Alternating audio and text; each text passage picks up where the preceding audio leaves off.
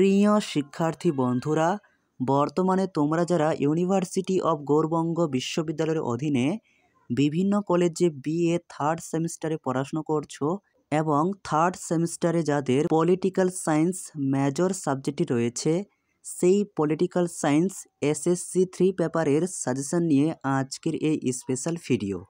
সামনেই তোমাদের পরীক্ষা আসতে চলেছে, তাই এখন থেকে কোন প্রশ্নগুলি পড়বে, যে প্রশ্নগুলি পড়লে তুমি পরীক্ষায় 100% নিশ্চিত কমন পাবে, সেই প্রশ্নগুলি নিয়ে আজকের এই ভিডিওটি উপস্থাপন করা হয়েছে।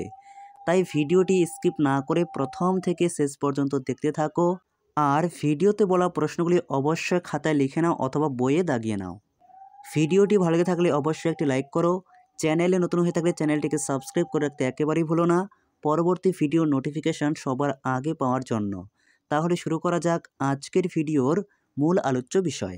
BA third semester suggestion 2024-25 political science major, paper code POLS SSC 3, paper name local self government.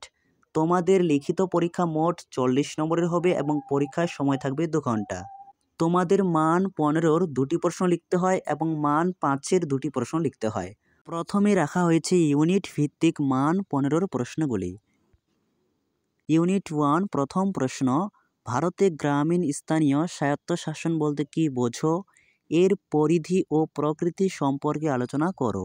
অর্থাৎ ভারতে গ্রামীণ স্থানীয় স্বায়ত্তশাসন অংশটি পড়তে হবে এবং তার পরিধি অর্থাৎ স্কোপ এবং প্রকৃতি অর্থাৎ নেচার বা বৈশিষ্ট্য ভালো করে পড়তে হবে। 2, ভারতে পঞ্চায়েত রাজ ব্যবস্থার গঠন, কাঠামো ও কার্যাবলী সম্পর্কে আলোচনা করো। খুবই গুরুত্বপূর্ণ। 3 পর্বে ভারতে পঞ্চায়েত রাজ ব্যবস্থার বিবর্তন সম্পর্কে লেখো। যে প্রশ্নগুলির পাশে তোমরা 3টি করে স্টার চিহ্ন দেখতে পাবে, সেই প্রশ্নগুলি সবার আগে রেডি করবে।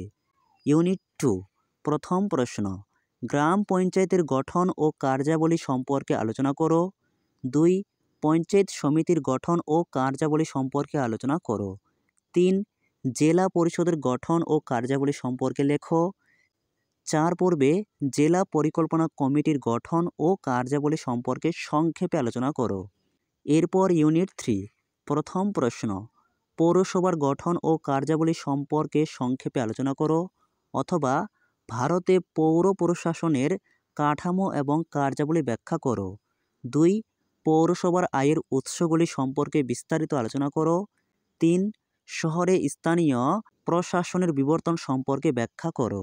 এ প্রসঙ্গে তোমাদের বলে রাখি, যে প্রশ্নগুলি তোমরা মান 15-র জন্য রেডি করবে, সেগুলি মান 5-এও আসতে পারে। এরপর ইউনিট 4, প্রথম প্রশ্ন, নগরায়ন বলতে কী বোঝো? নগরায়নের পৌর কাউন্সিল এবং কর্পোরেশনগুলির প্রভাব লেখো। 2, ভারতে শহরে দারিদ্র্য বিমোচনের পদ্ধতি অর্থাৎ কৌশলগুলি আলোচনা করো।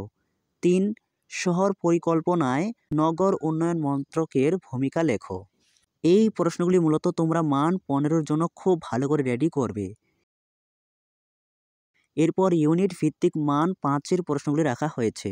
ইউনিট 1, প্রথম প্রশ্ন, স্থানীয় স্বায়ত্তশাসন ব্যবস্থার তাৎপর্য লেখো। 2, পঞ্চায়েত কর্মীদের ধরন এবং তাদের আর্থিক সম্পদের বিবরণ দাও। 3, পঞ্চায়েত রাজ ব্যবস্থায় মহিলাদের ভূমিকা অর্থাৎ অংশগ্রহণ সম্পর্কে লেখো।